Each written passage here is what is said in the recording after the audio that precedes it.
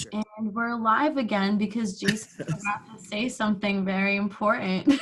Go for it. Yeah, I did. So after I got the cop forced to resign, I went back to court in Cadiz, Kentucky, and the judge ruled in my favor and took the domestic order off of me, the domestic violence order off of me like it never existed. He wiped it off the record. Good. And he told her that all she was doing was keeping my son from me. That's all her goal was. And then he told me, unfortunately for me, I'd have to go to Texas and fight for him. He dismissed the charges completely outright. And I sent that evidence to Washington, D.C. Washington, D.C. gave me a full honorable discharge. Huge. Oh my God. Okay. Wow. I'm so glad that you have an honorable discharge. This bitch didn't ruin your life. It's all about ruining other people's lives. You can't just let go. And then that whole scene in the parking lot, like, she's definitely messed up. She needs help.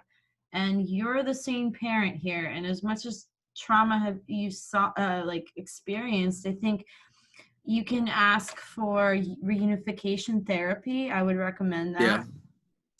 And I think that psychologist you talk to might recommend it. But at the same time, she's going to say, whatever judge wants to do. But at the same time, you can beg the judge and say, I'm his only chance to have a stable relationship with a loving parent. These people don't care about him. He's just money to them. She had a child with me. She screwed me over. She ruined my military career. There was never anything positive. And she's an unstable person. Just go with the unstable person, because you just look at it. It's all unstable. Since you met her, it's been unstable. Yep. And then they also threatened me to, if I ever, at the time, whenever it first happened, they threatened me that if I ever claimed Liam on my taxes, they'd have me put in jail, because they contacted me and they said, even if we contact you, you still answered the phone, and it's a violation of a protection order. Because whenever they fled to Texas, they put a protection order against me too. It's all a trap. It's all a trick. But listen, judges aren't stupid. So let's just hope that this is a good judge. What's his name?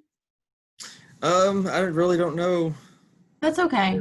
Her name. It's in Texas. It's a Texas judge. Texas judge. Well, here in Indiana is just for child support. So there's two different things going on.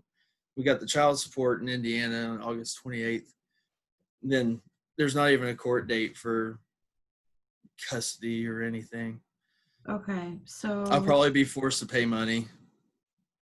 Probably, but it's just money, and you have to say, this is what I can afford, and just think of it as it's in Liam's benefit.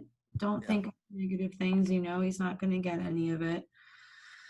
But just do what you can and stay strong till then, because the second you go to the Texas judge, maybe things will change. We're going to see what we can do, honestly. Reach out to and see what we could do. Yeah, another thing I left out too is that whenever the cop was cheating on his wife, he was married and he has kids. He had 3 kids he left behind in Kentucky to flee to Texas. That's pathetic. What a father figure. It's raising my child. You should definitely do that. Yeah.